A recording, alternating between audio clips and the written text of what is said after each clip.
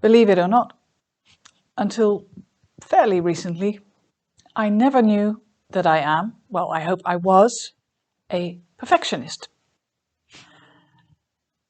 I viewed myself as so imperfect that I could not possibly associate myself with perfection. But of course, perfectionism is the striving for perfection. And yeah, so if you ever feel, if you tend to feel that you're not good enough, then it is quite possible that you're a perfectionist too. I'm Jessica J.J. Lutz, and I work with highly driven professionals who are not getting to where they want to be, who are not getting ahead the way they want to be, despite all that effort and energy they put into it. And I help them focus that drive and connect to their purpose so that they finally have the impact they should be having. Aim high, break through, and make that difference. Now, perfectionism seems like a great thing to have, right? Because you have high standards, so the work you deliver is always tip-top in order. And that is great. Usually workplaces love to have people like that because, yeah, you can trust them to do things in the best possible way. But perfectionism can also block you because you could be putting the bar impossibly high. That's what that feeling is of never being good enough. Never what you do is good enough to be shared with the world. That's putting the bar impossibly high. So it blocks you from achieving your true potential. And just to drive that point home, I'd like to give you an example from my own life.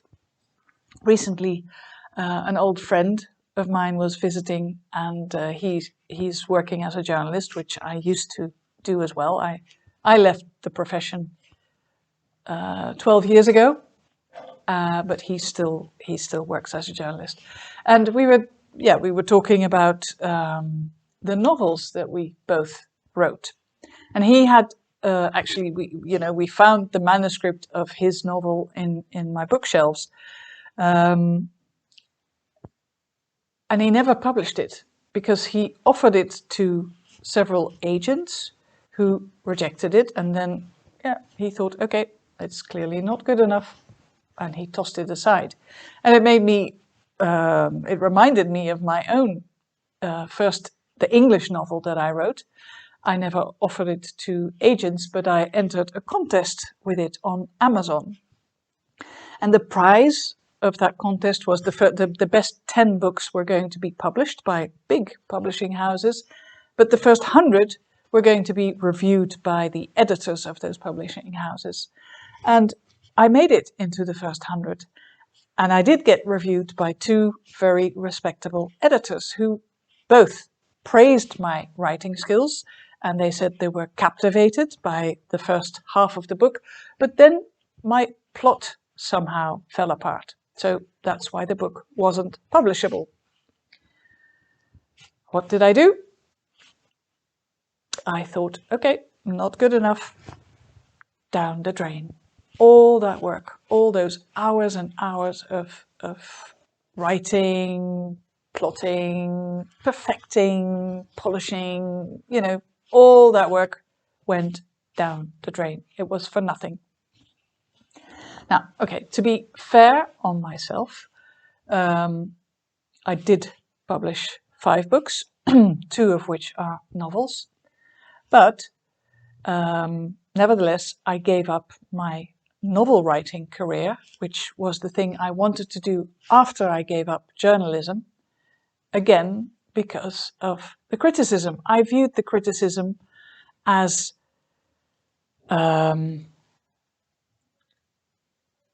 as so undermining, so I didn't want to do it anymore. I left my career, well, my budding career as a novel writer, instead of building with that criticism.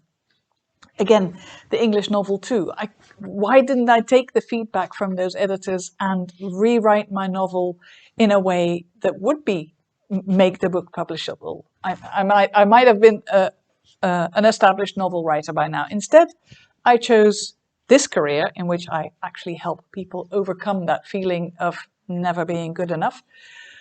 So maybe it worked out for the best. But all I want to say with this story is that if you are considering a big change in your life, switching careers, leaving your partner, another one, or anything else, but having a real sort of upheaval in your life because you think that you're not good enough at what you're doing now, then I would like you to consider, to think before you leap. Why are you doing it?